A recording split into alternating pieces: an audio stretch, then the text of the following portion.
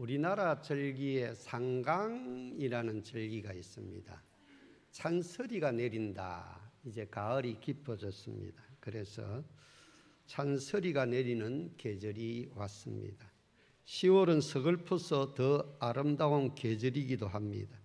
내 사랑하리 10월의 강물을 석양이 짙어가는 푸른 모래톱, 지난날 가졌던 슬픈 여정, 아득한 기대를 이제는 홀로 남아 따뜻이 기다리라. 지난 이야기를 해서 무엇하리 두견이 우는 숲새를 건너서 낮은 돌담 흐르는 달빛 속에 울리던 목금 소리, 강물도 석양도 사랑할 수 없는 그런 10월이 가고 있습니다. 비바람 한 번 더 불면 낙엽이 지겠지요. 가을은 모든 생명력을 지닌 것들이 낙하하는 계절이다. 그리고 창밖에 가득한 낙엽이 내리는 저녁에 이 낙엽이 떨어질 때에 가장 낮은 곳으로 떨어진다는 것입니다. 우리 인생도 가만히 보면 언젠가는 낙엽이 되어서 가장 낮은 곳으로 떨어질 날이 올 것입니다. 오늘은 종교개혁 기념주일 제507주년입니다. 종교개혁에는 5가지 기둥이 있습니다. 우리가 미국에 가면 국방성이라고 있어. 국방성의 건물이 펜타곤이라고 그래요. 이 펜타곤의 건물은 오각으로 되어 있어요. 우리 교회는 사각으로 되어 있잖아요. 그런데 건물을 방어하고 공격하기에 가장 좋은 것, 견고한 건물은 오각형이라는 것입니다. 그리고 그 속에 여러 가지 세계를 지배하는 비밀들이 많이 들어있겠죠.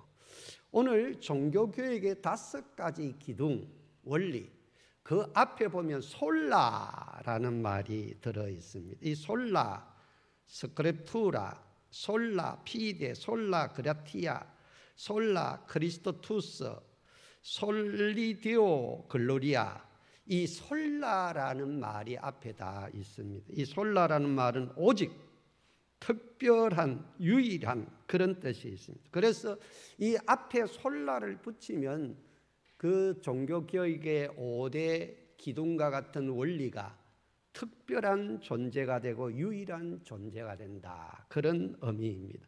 1517년 10월 31일 마르틴 루터는 독일의 비튼베르그 성당에 그 당시에 로마 카톨릭 교회가 잘못하고 있던 점들을 조목조목 항의문을 붙였습니다. 반박문을 붙여서 한번 토론해보자. 그 결정적인 계기가 된 것이 면죄부입니다. 우리가 잘 아는 대로 성베드로 성당을 짓다 보니까 재정이 엄청나게 부족하였습니다. 그래서 그들은 교황청에서 면죄부를 발행하여서 여러분들의 조상들이, 부모들이 연옥에 갔다. 그런데 이 면죄부를 사고 그 헌금함에 딱 떨어지는 순간에 딸랑 소리가 날 때에 그 영혼이 연옥에서 천국으로 간다라고 하면서 어마어마한 면죄부를 팔았습니다. 그러니까 이 마르틴 루터는 그것이 성경에 어디에 있느냐 한번 토론해 보자라고 하였습니다. 그래서 이 솔라 피데, 솔라 스크립투라 이 5대 말씀이 나오고 있는데 그 기둥에 5가지 종교개혁의 원리 가운데 가장 핵심적인 기둥이 뭐냐면 솔라 스크립투라, 오직 성경인 줄로 믿으시기를 바랍니다. 그래서 이 성경은 우리가 모든 하나님의 감동으로 된 것이라는 것입니다.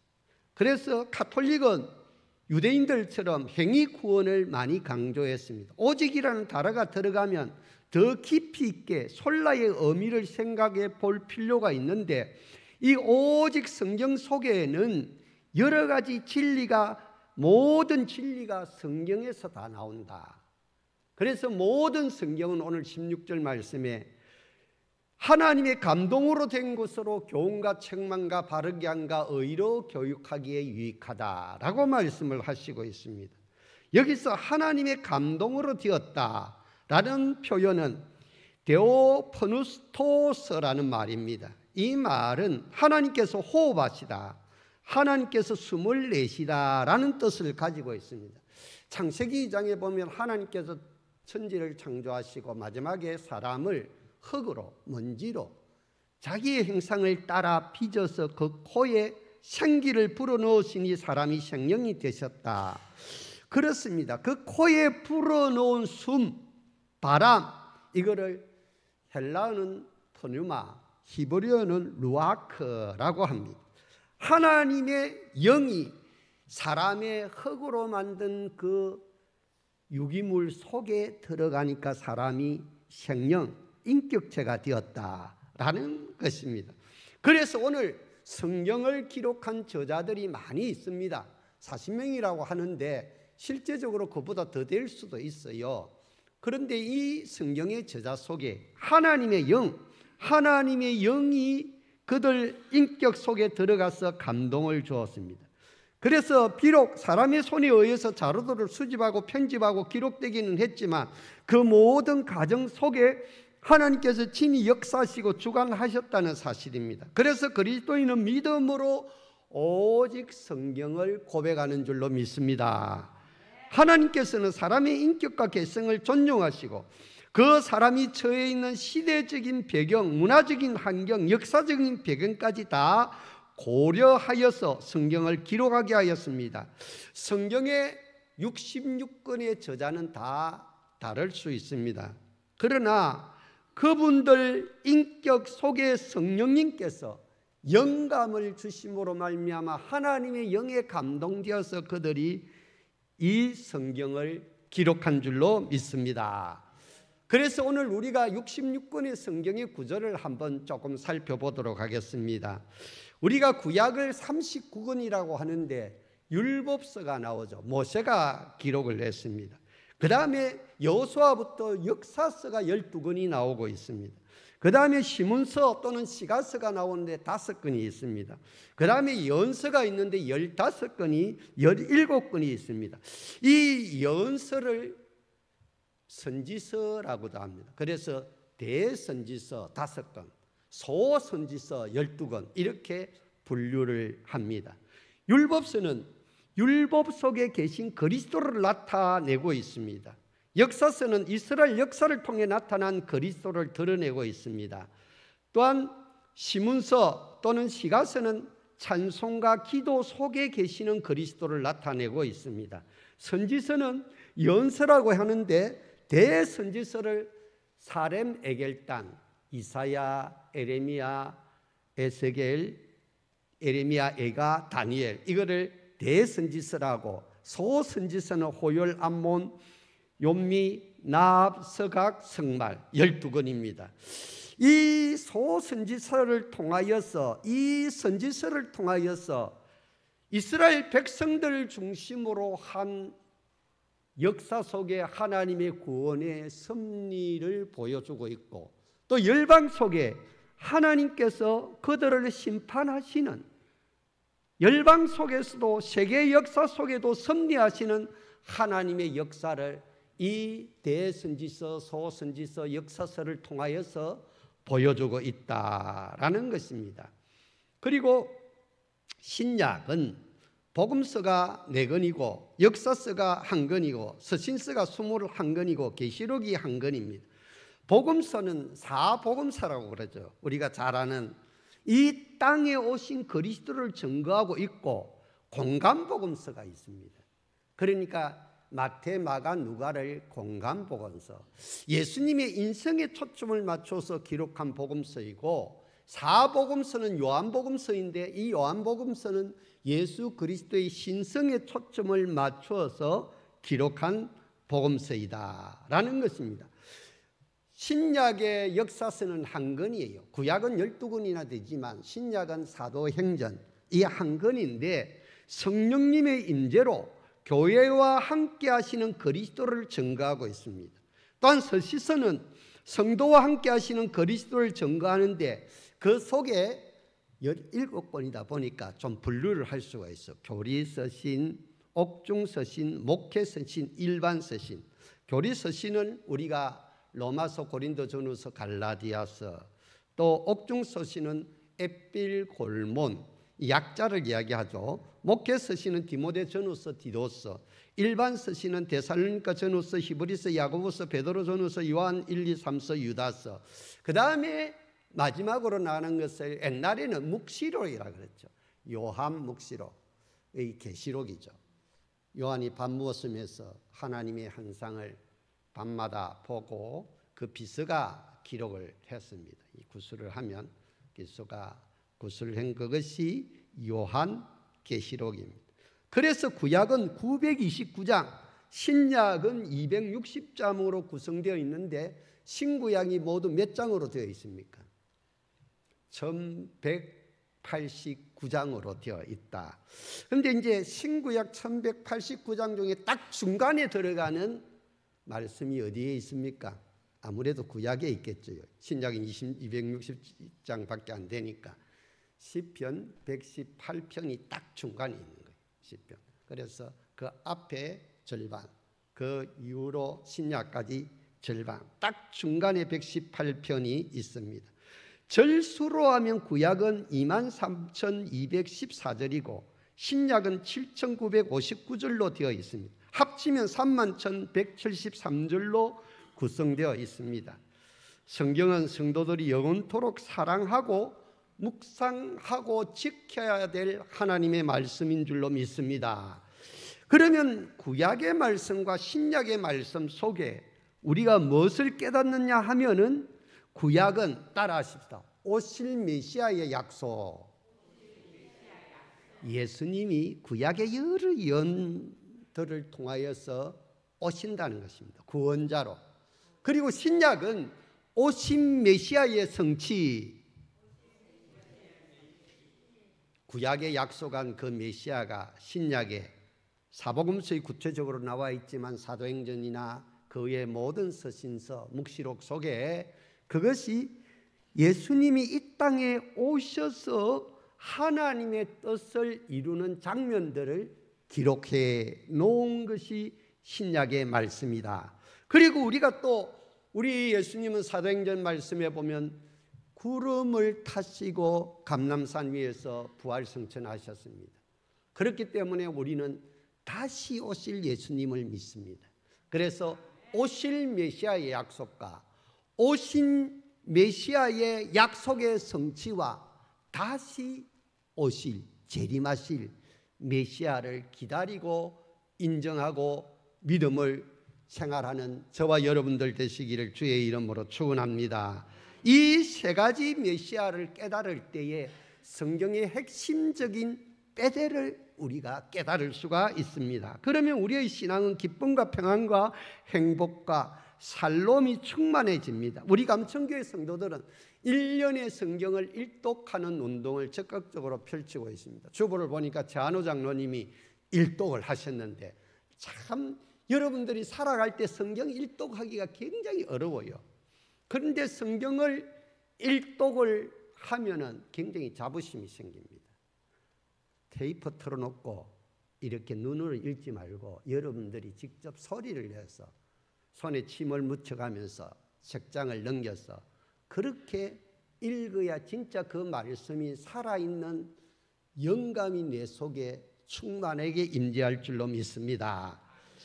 그래서 성경의 각권 속에는 나름대로의 문체와 특징이 있습니다. 시대적인 배경이 다 다르게 되어 있습니다. 그러다 보니까 19세기의 자유주의 신학자들이 이 성경의 절대 영감성을 부인하는 경우가 있습니다. 그래서 영감이 좀 떨어지는 것들은 빼자. 그래서 이제 마틴 루터도 이제 야고보서 같은 경우에는 지푸라기 서신이다. 영감성이 떨어진다고 그렇게 이야기를 했는데 그것은 아닙니다. 그렇지만 모든 성경은 하나님의 감동으로 된 것이기 때문에 뺄 것도 없고 더할 것도 없는 줄로 믿으시기를 바랍니다. 신구역 66권의 성경을 정경이라고 합니다. 따라하십시다. 캐논. 여러분들 뭐 캐논이라는 마크가 많이 있죠. 복사기에도 있고 여러 마크들이 굉장히 많이 있습니다. 이것은 잣대 표준 척도라는 뜻입니다. 우리가 자를 때야 이게 몇 센치다, 거리가 어떻게 된다.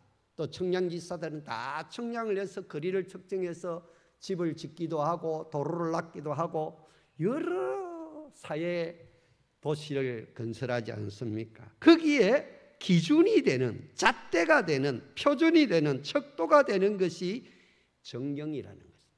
그러면 우리의 생활과 우리의 삶과 우리의 인생의 가치관과 우리의 모든 사고방식, 사상, 거기에 절대 기준이 어디에 있느냐? 성경에 있는 줄로 믿으시기를 바랍니다. 구약 39는 주후 90년 얌리아 회의에서 유대 랍비들과 학자들이 모여서 구약을 39권을 정경으로 채택했습니다. 따라하십시다. 얌리아 회의 90년, AD 90년. 그러니까 구약이 정경화된 것도 구약 그 시대에 정경화된 것이 아니고 AD 90년이니까 한참 지나서 초대교회가 발달하니까 부흥의 파도를 타니까 그때 정경을, 구약을 39권을 정경화하는 작업을 하게 되었습니다. 신약은 AD 373년 히포레기우스 회의에서 27권을 정경으로 확정하였습니다.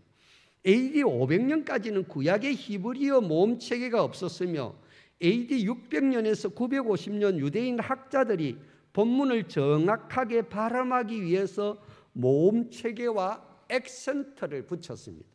그리고 처음에는요, 성경에 장절이 없었어요. 지금은 우리가 성경에 장절이 있으니까 얼마나 편리합니까?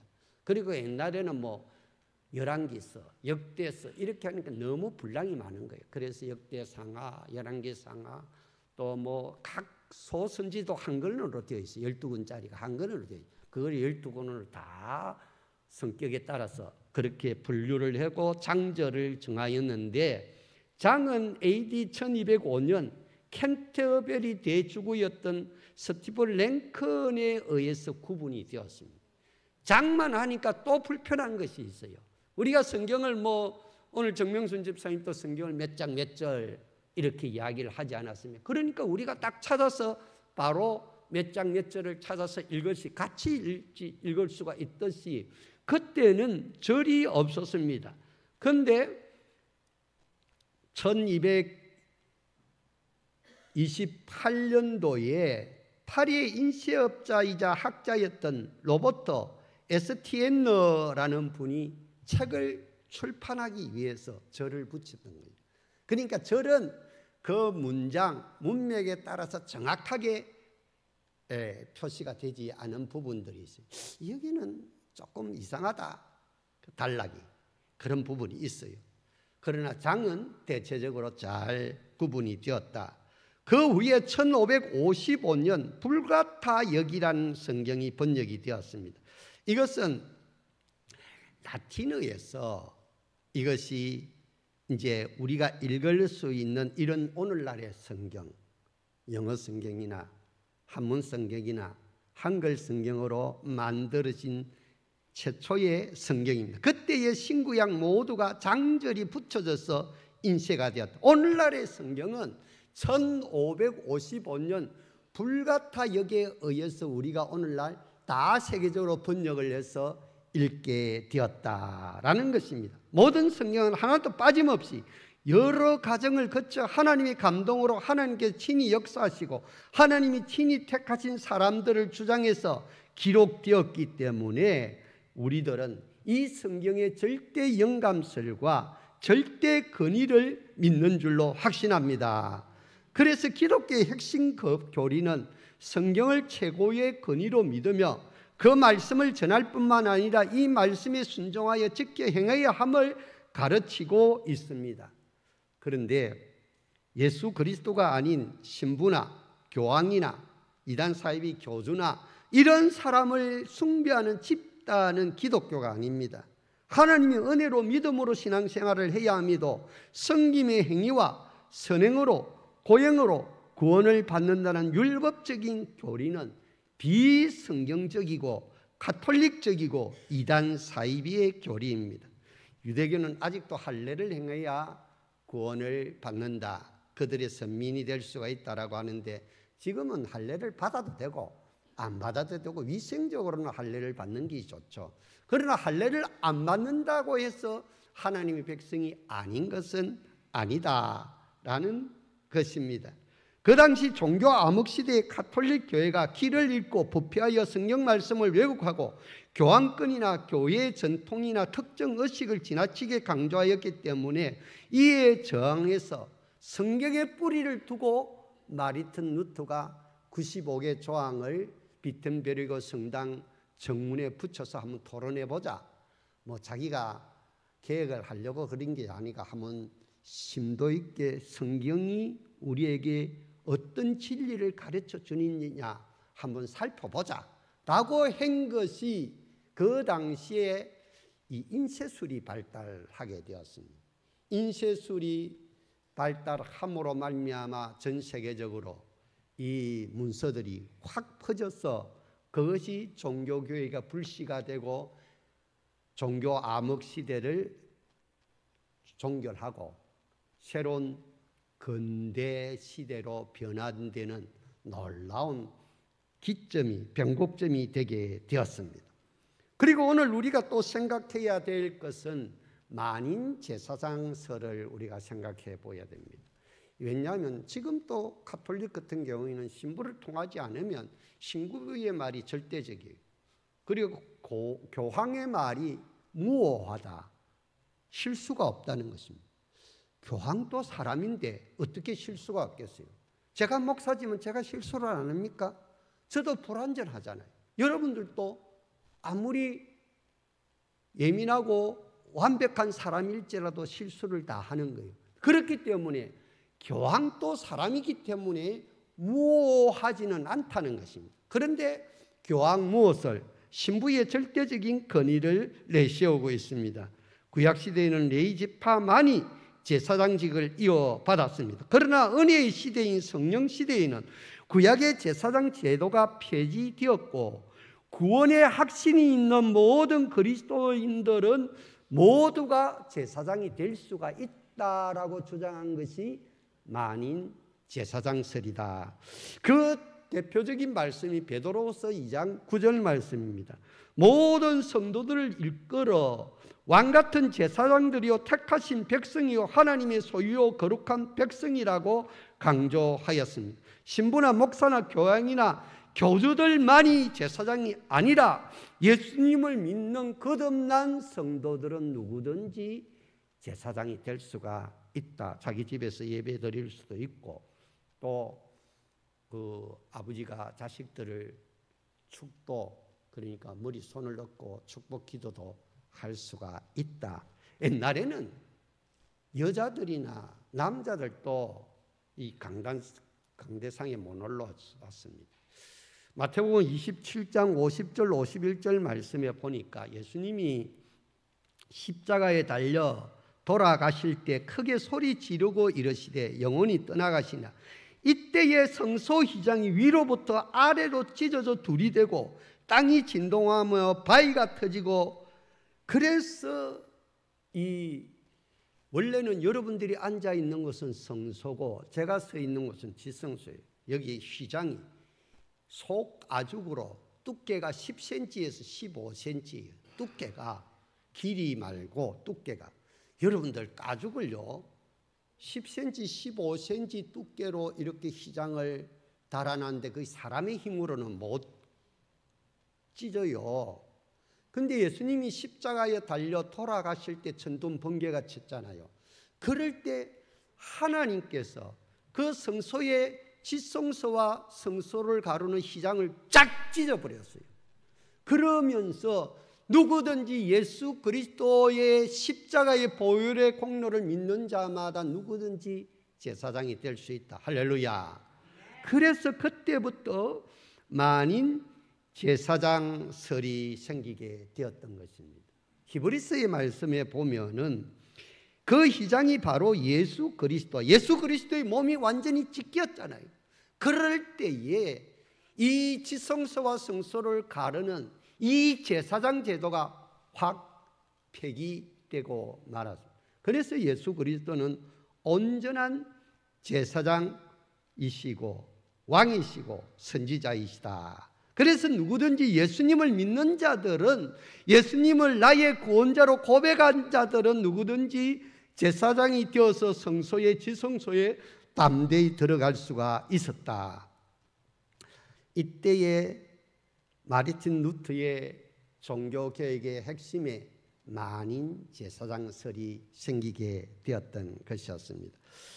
그래서 오직 성경은 교황의 말이나 교리의 전통, 종교회의가 아닌 성경말이 절대적인 권위를 갖는다.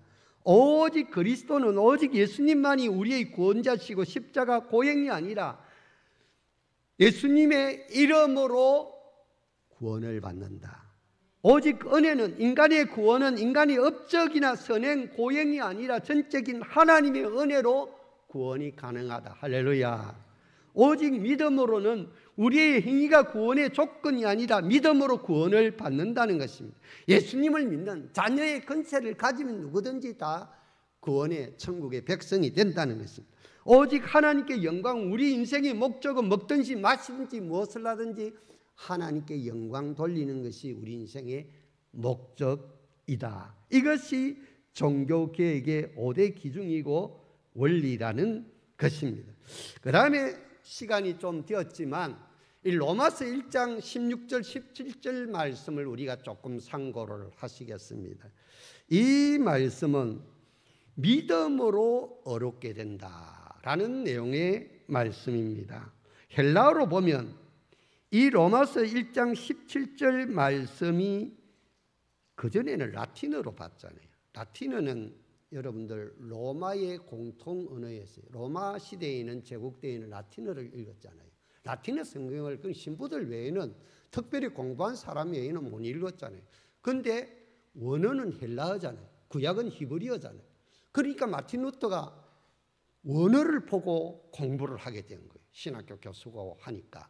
그러니까 이 헬라어에 나와 있는 언어가 라틴어에 어렵게 만들다고 할 때의 의가 아니라 어렵다고 간주하다, 어렵다고 인정하다, 어렵다고 선언하다 할 때의 의라는 것을 발견하게 되었습니다. 그래서 라틴어에서 이 헬라어의 의를 보니까 하나님의 의는 내가 공로를 쌓아서 이룬 나의 의가 아니라 하나님께서 내게 무상으로 주시는 하나님의 은혜라는 것입니다. 그리고 그것은 내가 노력하고 행함으로 이루어지는 내부적인 의가 아니라 나는 부족하고 노력한 것이 없는데도 나의 바깥에서 내게 오는 외래적인 의라는 것입니다. 이것을 마르틴 루터가 헬라어로 깨닫고 그것을 발견했을 때 나는 성령님으로부터 거듭났다. 낙원의 문이 활짝 열렸고 나는 그 문으로 걸어 들어갔다라고 고백을 하고 있습니다. 마르틴 루터는 평소에도 기도와 금식과 고행을 일삼던 수도사였습니다. 밤잠도 자지 않고 담요도 없이 때까지 파고드는 강추위도 견디고 자기 몸에 채찍을 가하면서 학대를 거듭했습니다. 그러나 그의 마음속에 평안과 기쁨이 없었습니다. 하나님의 서슬이 시푸른 진노의 칼날 앞에 공포에 떨기만 했습니다. 그러나 로마서 1장 17절에 의가 내게 관련된 능동적인 의가 아니라 수동적인 의라는 것을 깨닫고 그는 마음에 평화를 누렸습니다. 그래서 그는 교황청 제도의 반기를 절게 되었고, 그래서 우여곡절 끝에 종교개혁은 결국 승리하게 되고 성공하게 되고, 오늘날 루터교를 비롯한 모든 개신교, 프로테스탄트 모든 개신교가 전 세계에 한 25억 가톨릭까지 포함해서 히랍 동방정교회까지 포함해서 한 25억에서 28억 정도 되는 그리스도인들의 하나님의 사람들이 되게 되었던 것입니다. 여기서 우리가 꼭 기억해야 할 것은 성경의 진리를 깨닫는 것에 마르틴 루터는 심려를 기울였습니다. 그리고 성경의 진리를 지키는 것에 목숨을 걸었습니다.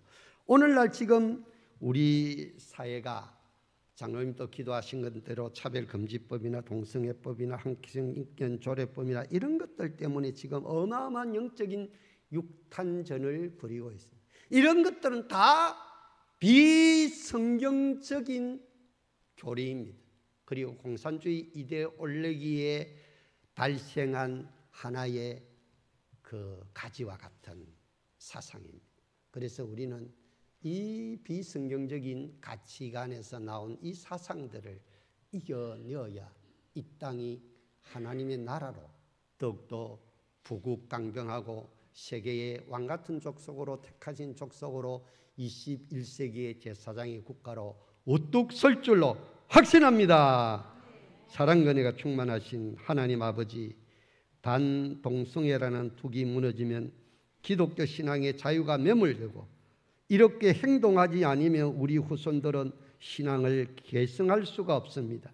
유럽의 교회들이 그렇게 교회당이 큰데도 텅텅 비어있고 사회는 성물랑과 도덕적인 타락과 부정부패로 스스로 멸망하는 공동체가 되어가고 있습니다. 주여, 이 땅에 성경적인 가치관을 바로 세우는 일에 우리가 뜻과 정성과 힘과 목숨을 다하여 사수할 수 있는 하나님의 사람들이 되게 하여 주시옵소서.